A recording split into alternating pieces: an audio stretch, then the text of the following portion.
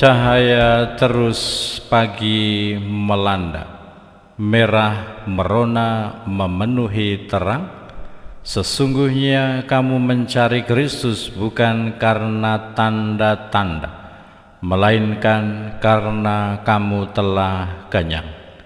Saya, Pastor Petrus Suharjono SCY, menghaturkan kepada Anda sekalian salam kasih hati kudus Yesus, dan berkatalah yang Maha Kuasa dalam nama Bapa dan Putra dan Roh Kudus. Amin. Pada kesempatan ini bersama-sama kita akan mendengarkan dan sekaligus merenungkan bacaan Injil dari Injil Yohanes bab 6 ayat 22 sampai 29. Bacaan Injil ini juga menjadi bahan permenungan kita dalam perayaan Ekaristi hari biasa Pekan Paskah ketiga, Senin 24 April 2023. Setelah Yesus mempergandakan roti, keesokan harinya orang banyak yang masih tinggal di seberang danau Tiberias melihat bahwa di situ tidak ada perahu selain yang dipakai murid-murid Yesus. Mereka melihat juga bahwa Yesus tidak turut naik ke perahu itu bersama-sama dengan murid-muridnya, dan bahwa murid-muridnya saja yang berangkat. Tetapi sementara itu beberapa perahu lain datang dari Tiberias ke dekat tempat mereka makan roti sesudah Tuhan mengucap syukur atasnya. Ketika orang banyak melihat bahwa Yesus tidak ada di situ dan murid-muridnya juga tidak, mereka naik ke perahu-perahu itu lalu berangkat ke Kapernaum untuk mencari Yesus. Ketika orang banyak menemukan Yesus di seberang laut itu, mereka berkata kepadanya, "Rabi, bila mana engkau tiba di sini?" Yesus menjawab, "Aku berkata kepadamu, sesungguhnya kamu mencari aku, bukan karena kamu telah melihat tanda-tanda, melainkan karena kamu telah makan roti itu dan kamu kenyang.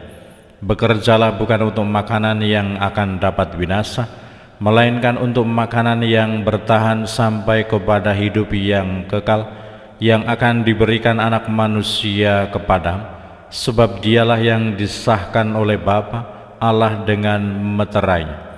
Lalu kata mereka kepadanya, "Apakah yang harus kami perbuat supaya kami mengerjakan pekerjaan yang dikehendaki Allah?" Jawab Yesus kepada mereka, "Inilah pekerjaan yang dikehendaki Allah, yaitu hendaklah kamu percaya kepada Dia yang telah diutus Allah." Demikianlah sabda Tuhan. Terpujilah Kristus.